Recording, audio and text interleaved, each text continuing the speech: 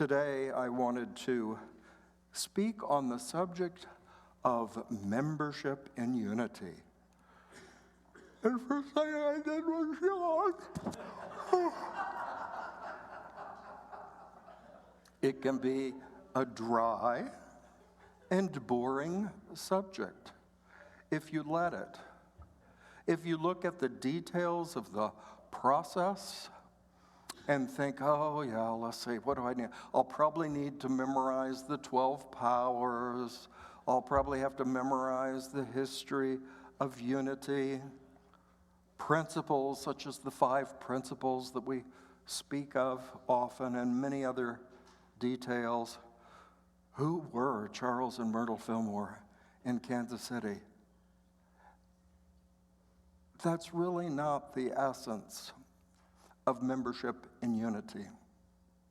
Those are some of the details that we discuss in the process. Those are some of the details that we teach in various classes. And that's so that we can have conversation with one another. Wake up to these ideas. But it's important that we first ask ourselves, why do I come to unity? Why would I want to formally join unity? We forget to ask the first questions. I love in the book of Revelations, talk about a book filled with all kinds of weird happenings and scenes. But there's also some powerful truth. When the resurrected one spoke through John on the island of Patmos and said, well, there's a Christian community in a certain area, and I've got something against them because they have forgotten the love they had at first. That's come down through all of the centuries to us now. What is the love that we first discovered when we came to unity? When we joined a beloved community such as this one at Unity South, or perhaps you lived in another part of the country. I came from Kansas City. What was the essence of the teaching that makes all the activities, all the classes, all the fun refreshments, all the fundraisers, all the things we do as a community? What's the basis? What's it all about, Alfie? What's this simple premise? You see, in history, religious organizations, not just Christian, but all through time, found their membership, their coming together. Oh, Holly, you belong.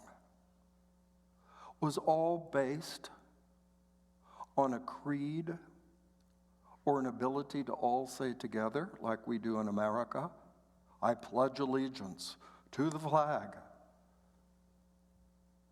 But there's something more essential.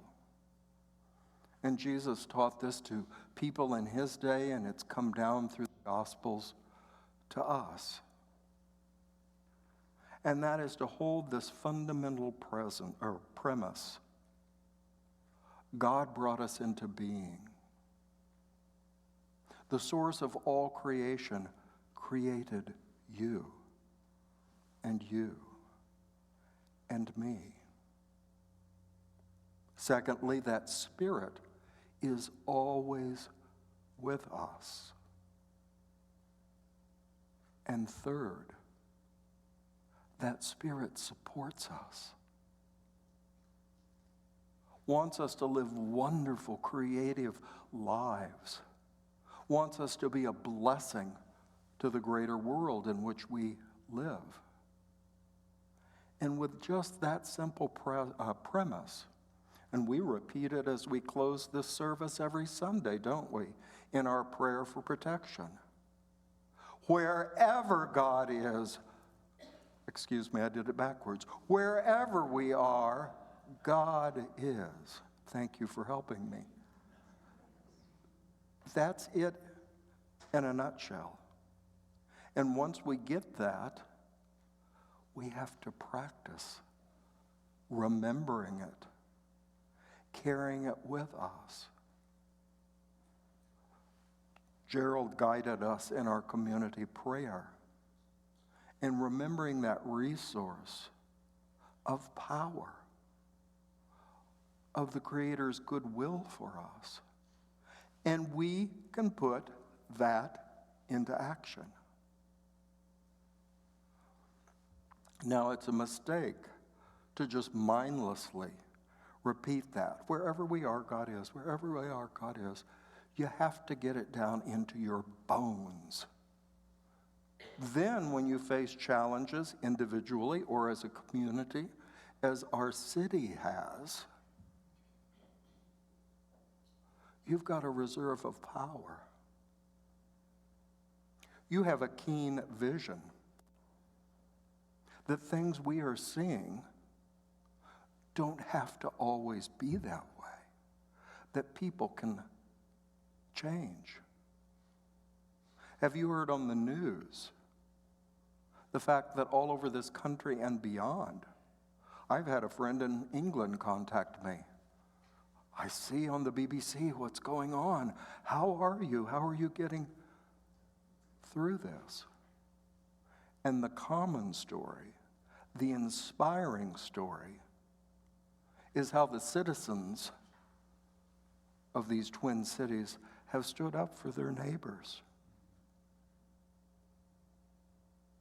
have made efforts to help. And if you think it's just something on the news and not something very close to you, you might want to think again. It was just last week that ICE appeared in our parking lot. I happened to be here. Bob and Lindy were here. And more importantly, the wonderful man, Justin, who cleans our church so thoroughly every Friday, was here also. He's from Africa. And Bob checked with him and he said, "Oh, I've got my papers." And I said, "Justin, I know it's time for you to leave, but why don't you stay here in the safety of inside before you go out to your car? Let's wait for the activity to leave." And so he did.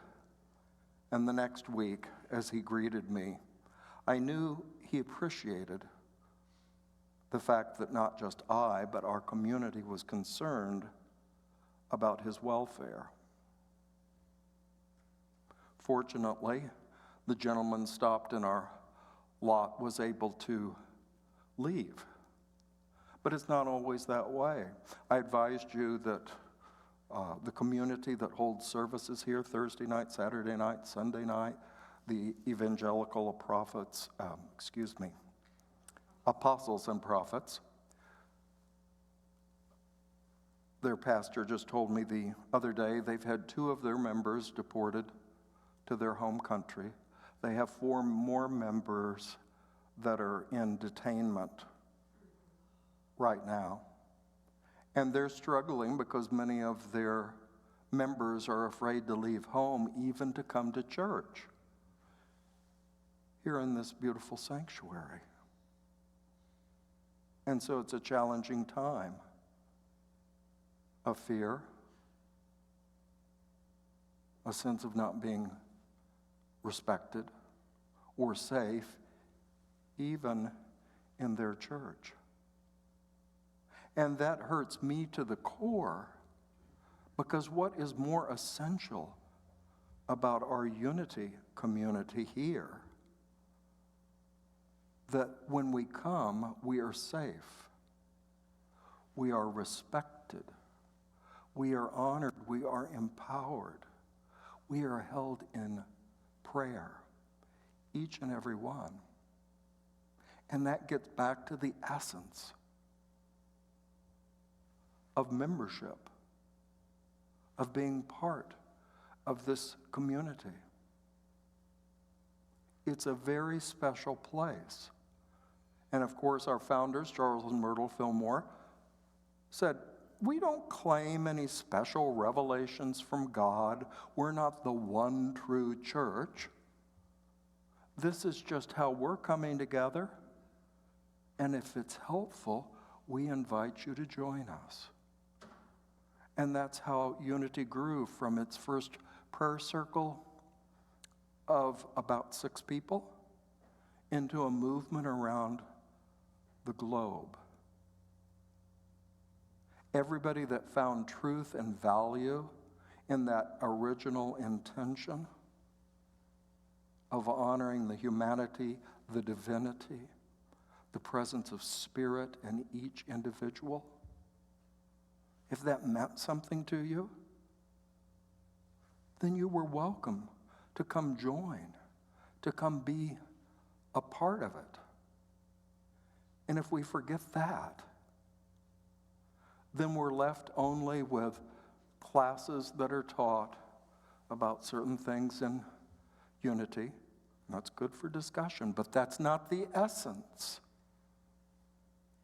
Our coming together in parties and potlucks, that's fun, that's wonderful, but that's not the essence. Our fundraising, our adding or improving our building, it's a wonderful goal. It's wonderful when it happens, but that's not the essence of why we are here. It is this opportunity to find family, to find belonging, to find safety, to find awakening to your power, your goodness, because other people are reflecting it to you and affirming it in you. Many of us, if we're working in the outer world, perhaps we're in school, we belong to some group, and you come to that group, and it's a good thing, but you come into a school and it's like, oh, you're the professor, I'm the student. Or we go to the workplace, you're the boss, I'm the employee. All the many ways that we are categorized.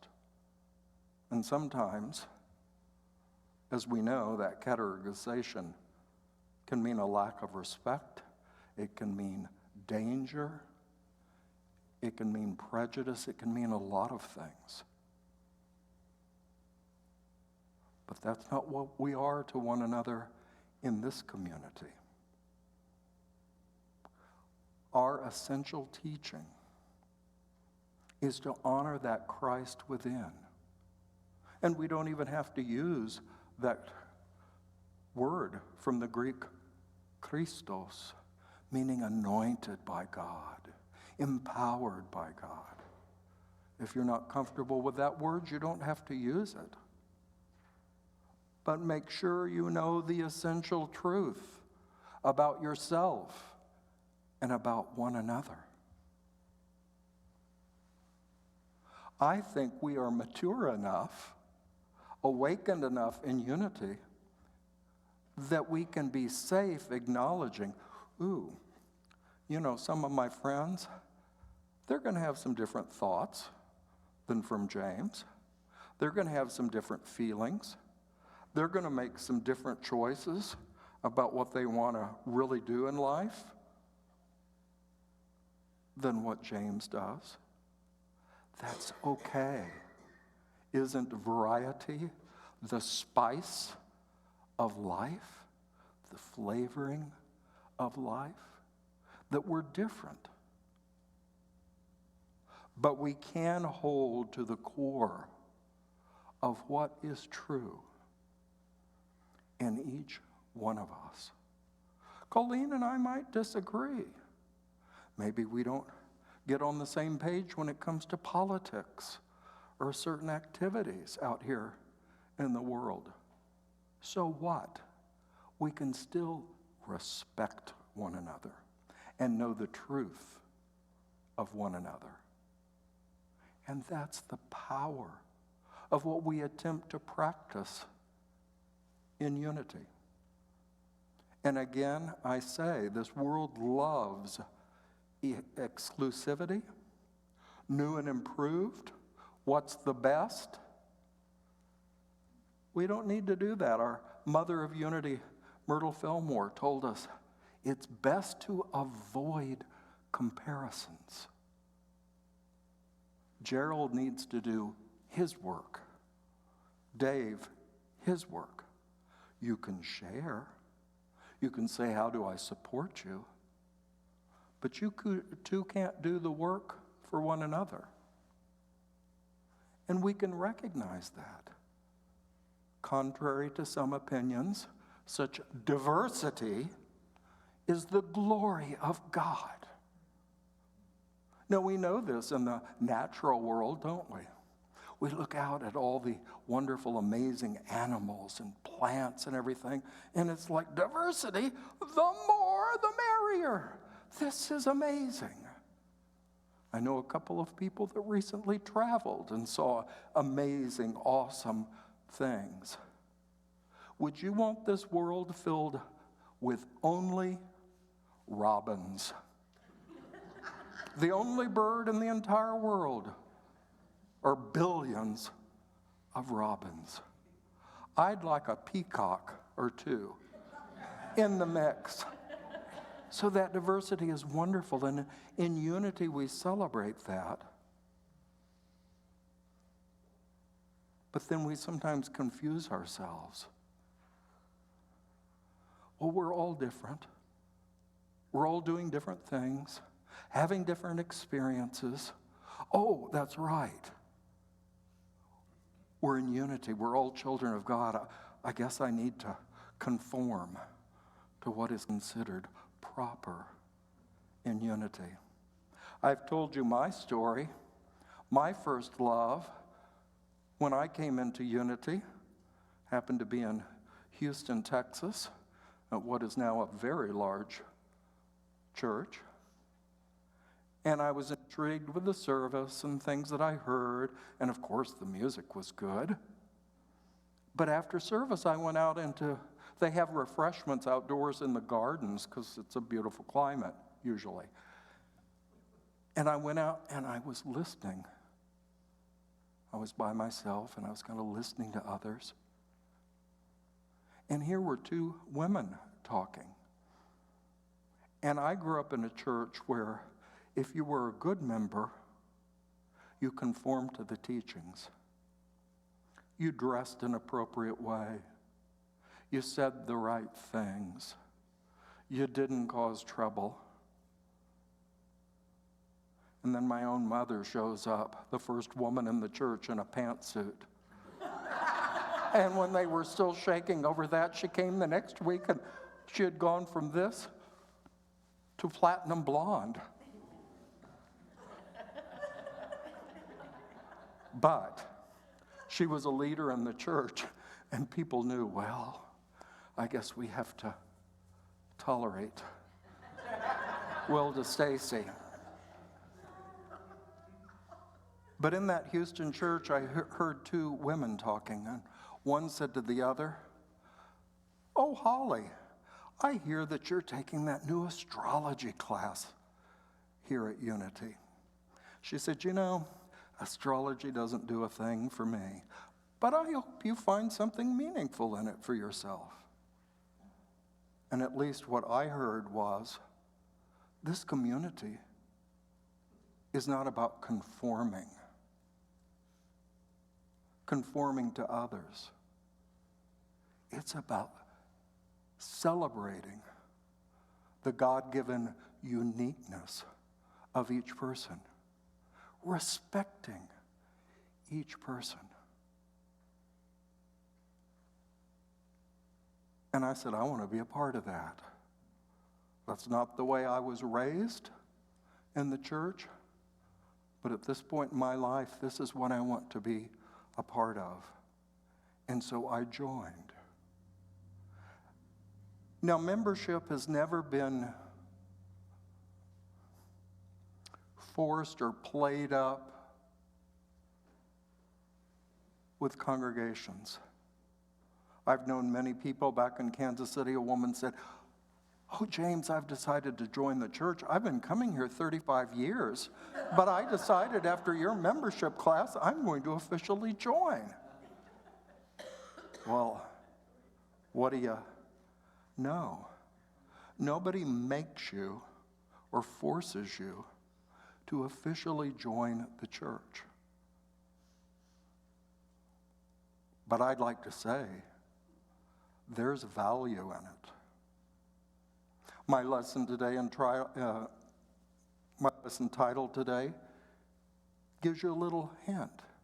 Privilege, power, process.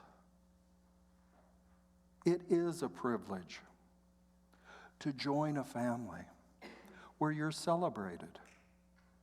We sang it in that beautiful song about friendship. I'm here for you. So that's a privilege. There's a power when we come together as a community. We have projects. We have things we want to do. We want to make our community, our world, a better place. Working together creates power. And third, there is a process. There is meaning. You know, we operate like any church as a not-for-profit in agreement with our government. We say, this is what we will do. The government says, this is what our society allows. Being a member of the church is standing up and saying, I want to support this good work. The church needs people that will stand up and say, I am connecting myself with this community. I believe in it. I want to help it along. I want to nurture it like a little child. And sometimes in our human world, that requires signing on the dotted line, raising one's hand, and saying, I believe in this. I want to support it. I want to be a member of it because I value it. I honor it. So, yes, this is a plug. I invite you, if you are not yet a member and you want to learn a little more, I'm not going to ask you to sign on the dotted line today, but at 12:15 in the library, I'll be available to answer questions, make suggestions. Then the second component, which is, this is special. We don't always have this set up. Next week in our town hall, we're going to hear about new and improved and more meaningful and powerful ways of membership in Unity South. Some wonderful new ideas. So please be a part of that next week after the service.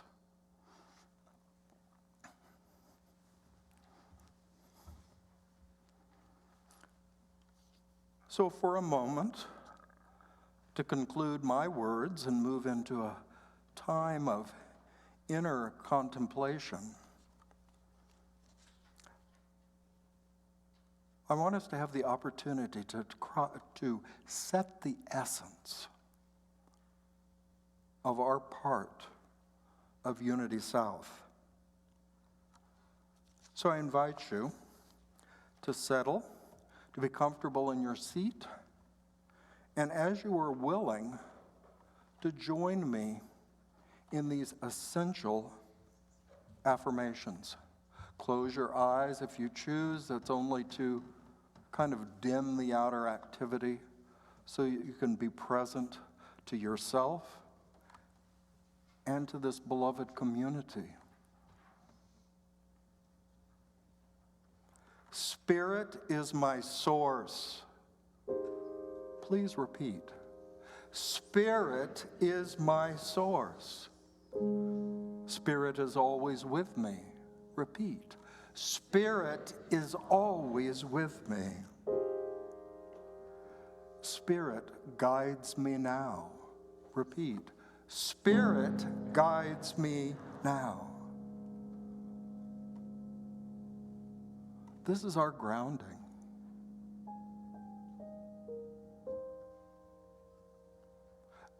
This is what empowers us, protects us, guides us, brings us together. Is this knowledge that God, the good, is always and everywhere present. It's not God, universal mind, that needs to do this. It's we, individuals, that need to continually remind ourselves, call it a spiritual practice, if you will, of these truths. We all can forget them in the moment, in the twinkling of an eye. When we're faced with a challenge in the world or doubt about ourselves, we need to go back and ground ourselves. Spirit is my source. Not a paycheck, not a company, not a social club. Spirit is my source.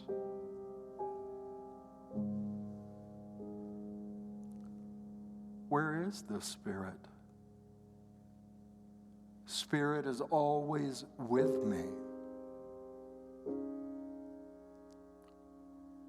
The writer of the Psalms said, where can I go in this entire world to flee from Spirit? You can't. Wherever you are, the creative Spirit is with you.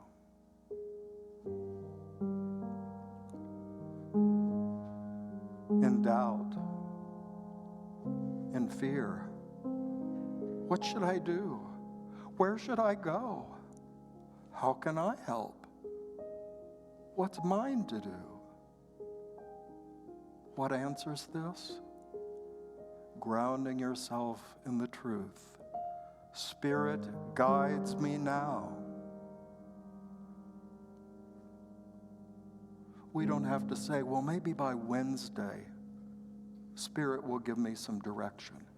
No, it's always available to you if you take time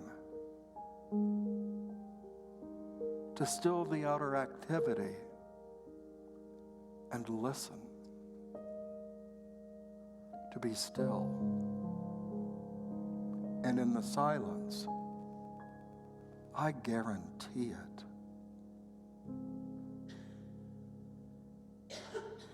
Spirit will guide you.